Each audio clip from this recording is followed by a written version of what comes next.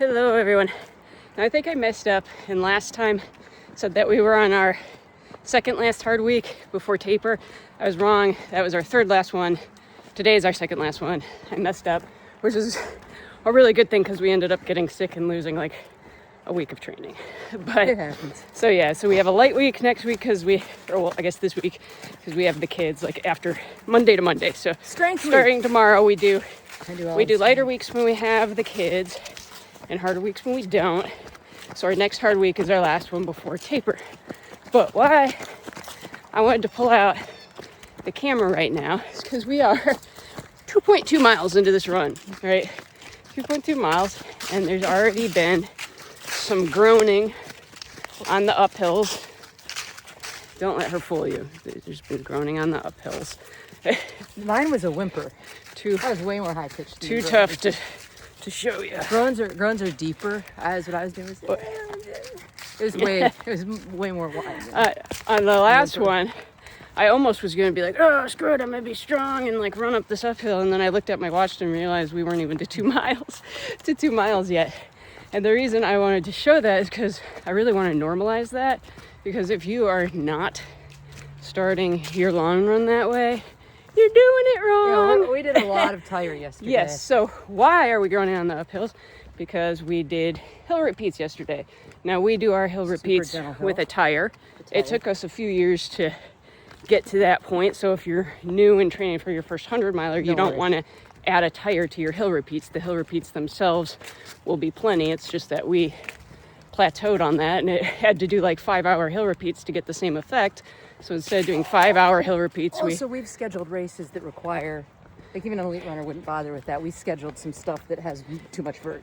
Yeah, while training in Ohio. So we do tire toe hill repeats, but nonetheless, wherever you are in the plan, your Saturday should be making your legs sore. You should be starting Sunday long run sore the way we are right now.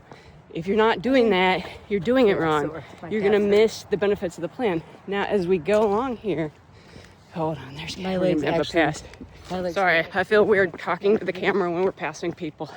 But you are missing part of the benefit, part of the efficiency of the plan.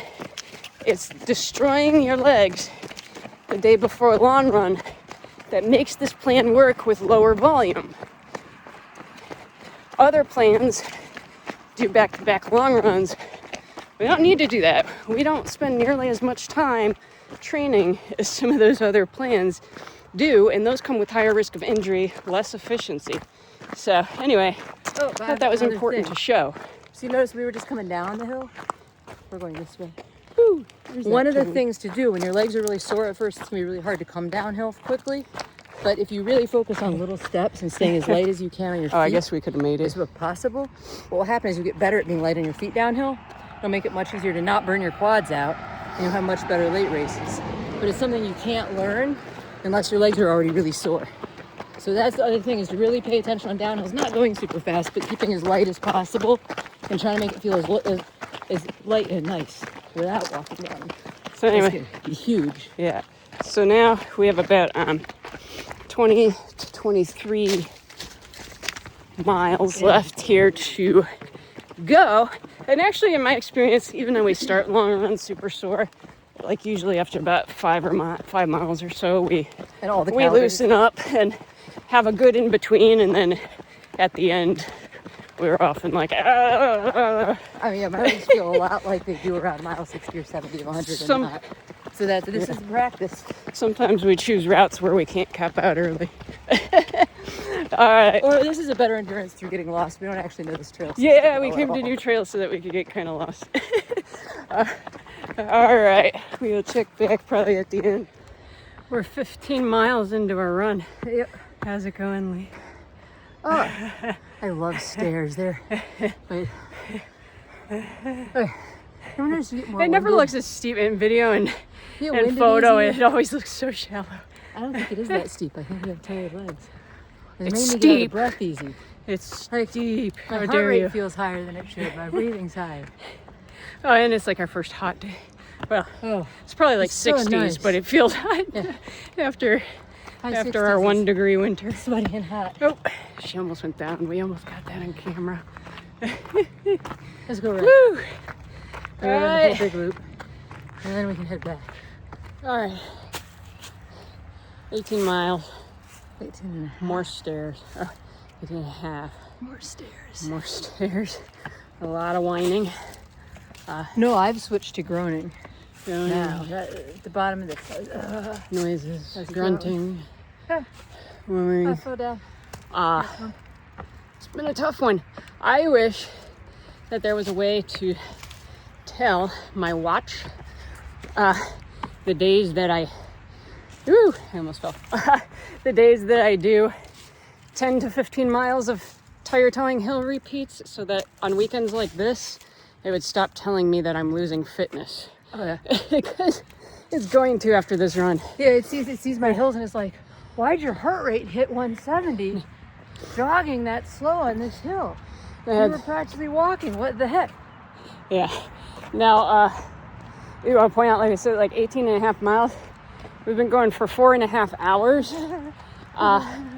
Usually we cover more ground in that amount of time. I put in almost double the calories to keep it going too. But my point is, our Stravas, oh no, I'm joking. Our Stravas would be way cooler if we didn't do tire toe hill repeats the day before long run. And that's what some of the people coming new to the plan, somebody put a root there. But we'll have a good next race. Some of the people new to the plan, we had to cross a road. So some of the people new to the plan would come on and be like, oh, this is ruining my long run. The point of long run is not to have a fast pace and a cool Strava. Like most of the people overpace long run. You really want to start long run and go through it with those tired legs and just try to keep a sustainable pace. Okay, oops. All right, what about you? Okay, so here's the other thing. If I do a 20 miles fresh on trails like this, I can do it under 4 hours. Not even fresh, but like without wrecking my legs. If I did just like 10 by 3 minute repeats or something simple instead of tire, and then I could do that on like 1 or 2 regular 100 calorie gels, maybe 200 calories, right? And be fine. Today is not only slower, but I've had 700 calories, I think, at this point, and it is just barely enough because the destroyed legs are going to need more calories. And like, if I was not putting in more calories, and I could tell every time I forgot, I was like, see me fading off the bottom. Like I couldn't, things hurt more. My last gel I took just kicked in, and once again I was starting to hurt, and I'm still tired. But so do not be shocked or critical of yourself when you keep feeling down. And this is race practice. When you feel down and sad, everything hurts, and you're like, I can't make my legs do it. Put more sugar in. All the snacks. Like, for serious. You have to, because you're also teaching your body that when things hurt, you don't feel good. That's the solution. And instead of teaching your body the solution is I'm just weak, which is what a lot of us teach ourselves otherwise. Okay, so that's all.